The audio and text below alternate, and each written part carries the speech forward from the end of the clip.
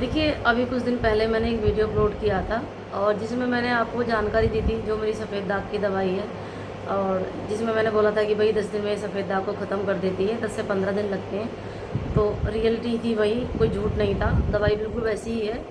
लेकिन अब बहुत सारे लोगों के फ़ोन मेरे पास आए कि भाई वो दवाई अब ज़्यादा आप कब मंगवाओगी।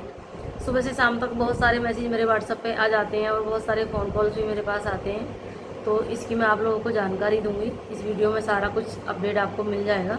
लेकिन जो नए हैं उनको नहीं पता है तो आप वीडियो देख लें मेरा पूरा, और जो पहले से देखते आ रहे हैं तो उनको पता होगा कि भाई मैं कौन सी मेडिसिन के बारे में बात कर रही हूँ। और एक बात मैं आप लोगों को और कहना चाहती हूँ, जो भी मेरा यूट्यूब पे चैनल देख रहे हैं और जिन्होंने मेरे से ऑनलाइन ट्रीटमेंट लिया हुआ है, तो आप बिल्कुल भी इस चक्कर में ना पड़े कि भी हमको फटाफट से यही दवाई चाहिए जो सफ़ेद दाग को 10 दिन में ख़त्म कर देती है। पहली बात तो ये है कि सबको ये दवाई काम नहीं करती। जिनको काम करती है हम पहचान लेते हैं कि भाई इसको ये काम करेगी, तो उसका हकीकत में ही 15 दिन में सफ़ेद दाग ख़त्म हो जाता है। और जिनको काम नहीं करेगी, तो देखिए कोई भी यदि चीज़ हम लेते हैं ना, तो उसका अपना एक मतलब दो पहलू होते हैं। एक मतलब मान के चलिए आपको फ़ायदा है तो उस चीज़ का नुकसान भी हो सकता है। तो एक तो उस दवाई को हम आँख पर नहीं लगा सकते बिल्कुल भी, और होठ पर भी नहीं लगा सकते, और जिनके सफ़ेद दाग लगातार बढ़ रहे हैं तो उस पर भी हम उसको यूज नहीं कर सकते।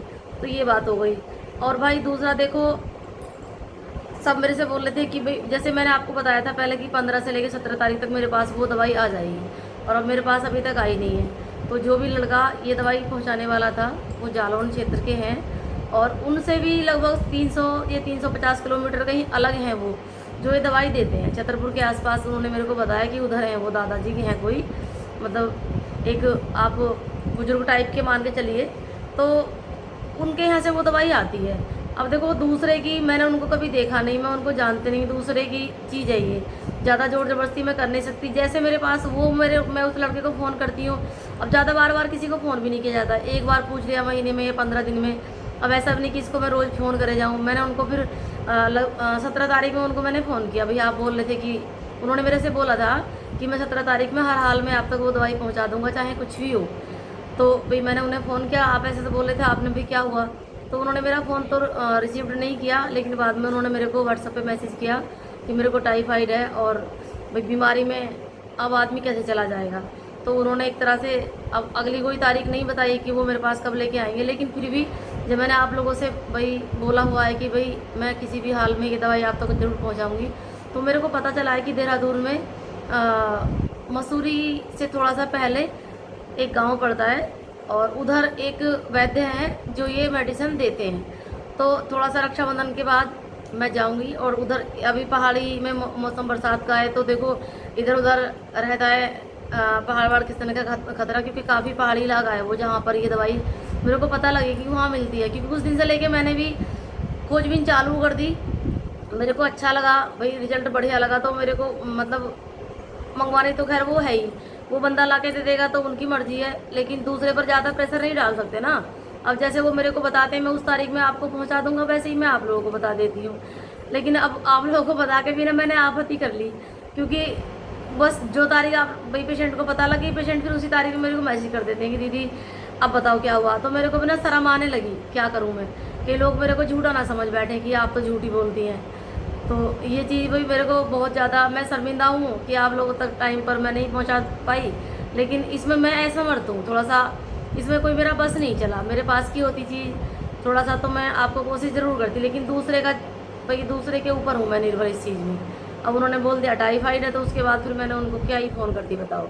अब ऐसे तो ना बोलूँगी आप बीमार हो जी, आपने बोला था, आप चाहे कुछ भी करो, आप तो मेरे को ला के ही दो, तो ऐसे नहीं बोल सकते ना दूसरे पेशेंट से। अब उनका मन है, देखो वैसे ऑनलाइन दवाई उन्होंने मेरे सबकी बार मंगवा ली थी, अब वो घर आएंगे मेरे पास लेने तो मैं उनसे एक बार फिर बात कर लूँगी, और नहीं भी आएंगे तो मैं अपनी तरफ से कोशिश जारी रखे हुए हूँ।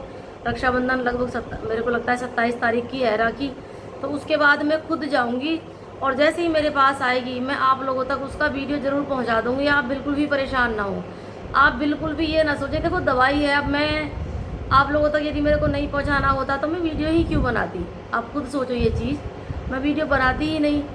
अब वीडियो बनाई है, आप लोगों से वादा किया है, तो झूठ तो खैर मैं नहीं बोलूँगी, मुकरूँगी भी नहीं अपनी बात से, लेकिन हाँ थोड़ा सा लेट हो रहा है, तो उसके लिए भाई आप मेरे को क्षमा करें, मैं क्षमा प्रार्थी हूँ इस चीज़ के लिए।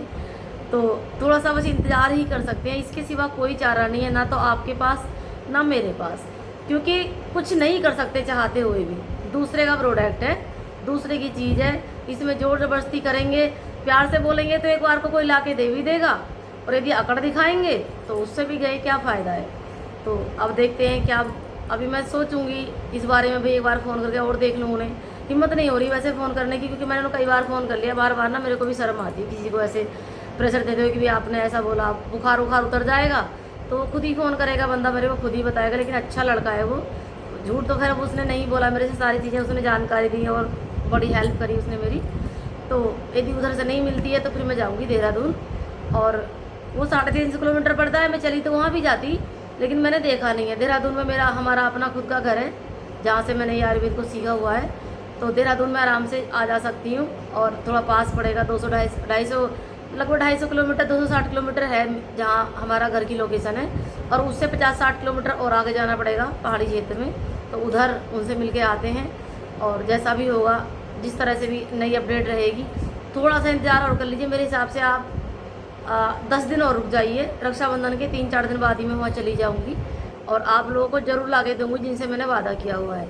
तो प्लीज़ आप परेशान बिल्कुल भी ना हो। आप परेशान होते हैं, देखो मेरे को भी परेशानी होती है, बहुत सारे फ़ोन मेरे पास आ जाते हैं, तो अब मैं क्या बोलूँ आपसे, शर्म की वजह से ना मैं आधे लोगों के ना फ़ोन रिसीव नहीं कर पाती, क्योंकि मैंने जो तारीखें दी हुई 2-3 बार मेरे से हो गया कि भाई जब आएगी जब आएगी, और वो तारीखें पूरी की पूरी खाली चली गई। पर लेकिन अब की बार मैं आपको बिल्कुल पक्का बताती हूँ, रक्षाबंधन के 3 या 4 दिन के बाद मैं चली जाऊँगी। जैसे ही मेरे पास वो दवाई आएगी आपको लाइव दिखाऊँगी, लगा के भी, पेशेंट को लगा के भी दिखाऊँगी, आपको पूरी इसकी पहचान कराऊँगी और आप लोगों तक पहुँचाऊँगी भी। तो आप थोड़ा सब्र रखें। और इसके अलावा जो भी कुछ नई अपडेट आएगी, बीच में कुछ मेरे को अगर उस लड़के ने बीच में ला के भी देती ना जल्दी, ऐसा नहीं, अगर उसके बीच में वो मेरे पास बंदा आगे लेके आ गया तो मैं आप लोगों तक वो पहले वाली पहुंचा दूंगी, है ना।